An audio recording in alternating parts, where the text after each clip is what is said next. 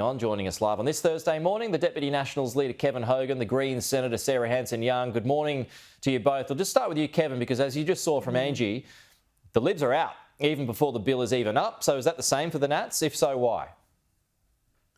Well, look, it looks like it at this stage, Pete. I mean, obviously the bill is only been introduced in its whole this morning, so we'll still have a good look at it. But look, the start isn't a good start. And why? I mean, Pete, I don't know. If you try and build a porch at the back of your house, that can take a year, right? Because of all the planning approvals. The average iron ore mine, if you found an iron ore deposit and want to get it to market, that takes 16 years on average in Australia. Every exporter I talk to in this country, it's quite depressing when you talk to them because they talk about the governance, the green tape, the red tape it takes to do anything in this country. So if you're trying to generate wealth, trying to employ people, it's all too hard. As Angie said this morning, the powers given to the EPA, the fact that someone who heads up the EPA could override something who doesn't even report to the minister, this to us just looks like more red tape, more green tape, and more difficult to get anything done. So the point is that this should speed things up. I mean, you've got the various authorities, state, federal, this attempts to override all of that, but do you think it's just making it worse?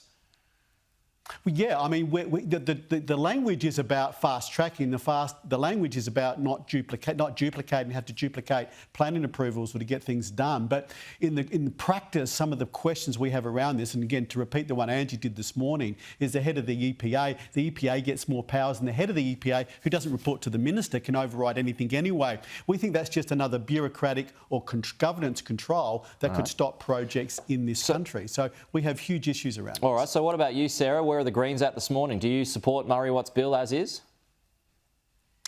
Look, no, we don't. We think this has been written to satisfy the big businesses and the mining lobby. They've got their fingerprints all over it. And we want to be able to go through this carefully and thoroughly. And there's 7 separate bills that create this package, hundreds and hundreds of pages that are being tabled in the Parliament today. Even, you know, the last bits were being finalised, as I understand, from the Minister's office yesterday.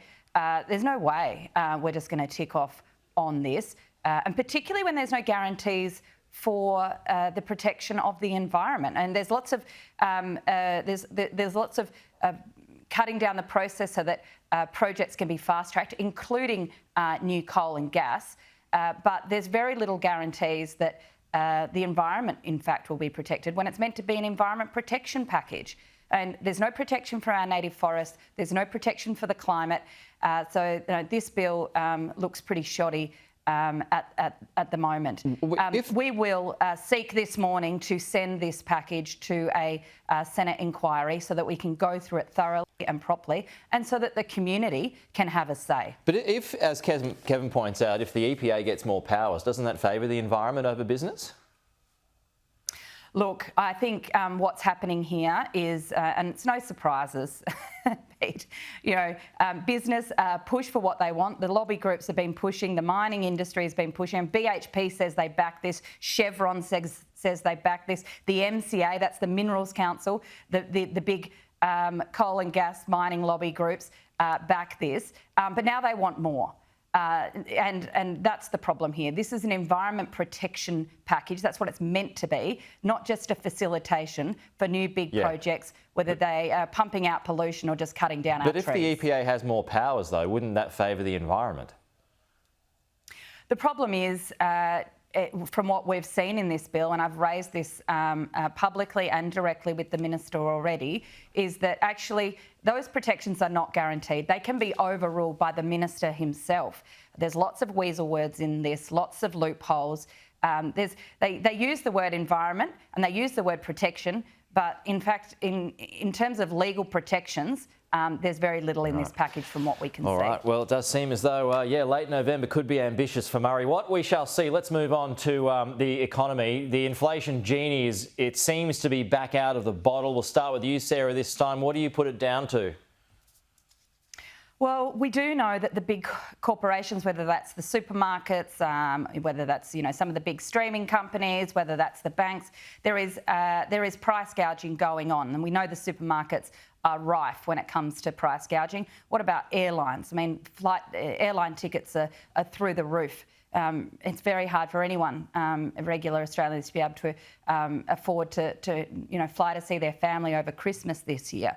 And price gouging is out of control, and we need to get a handle on that. And the government really has to crack down on those big companies if we're to ensure that we put not just downward pressure on inflation, but to ensure that people who are struggling right now can have it a little easier. But of course, that then leads to the RBA's decisions, and I just think it's just another kick in the guts for Australian mortgage holders if the RBA sits back and does nothing, and it's why the government really has to act on those other areas. What about those federal, because much of this is the withdrawal of the state energy rebates. The federal ones are still there.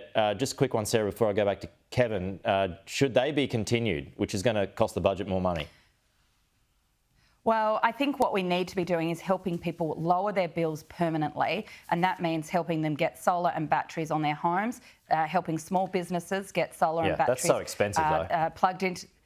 Yeah, but it actually helps lower bills in the long run, not just in the short term, but permanently. Okay. And that's the type of investment but as that the government rebates? needs to be doing. Look, I think rebates are one option, Pete, but we need permanent solutions here. And one of the things we've got to do is crack down on whether it's your power bill retailer, your supermarket, your airline. They have to stop price gouging, and we need to be cracking down on those companies who are taking a lend of the fact that Australians are struggling across. Yeah, well, you've been patient, Kevin. Let's get your response to all of that. I mean, there's been a huge take-up of this of the help that the government's provided when it comes to solar, when it comes to batteries. But you're still going to be 10, 15 grand in the hole to do all of that. Most folks don't have that, particularly now with things getting so expensive. Yeah, only wealthy people can afford the batteries, Pete. But let's go back to the inflation figure itself. So a 3 now is a big number in front of inflation. So that's a disaster. A lot of economists are now saying that inflation is going to start increasing. A disaster for especially mortgage holders, as Sarah said. If you have a mortgage in this country, they were hoping interest rates were going to go down next week. They now won't. The RBA will not be lowering mortgage rates next week. And in fact, some economists are now calling the next move up, which is a disaster. A big part of that, as you've alluded to, is energy. We've seen Tomago say this week they cannot afford the energy costs of this country to stay open. Households feel that, and that lays fairly at the feet of the government. The renewable-only policy has shown that energy prices are going up and are forecast to go up further on the back of government policy. So the same question that I put to Sarah, I mean, those federal rebates, should they continue beyond this year?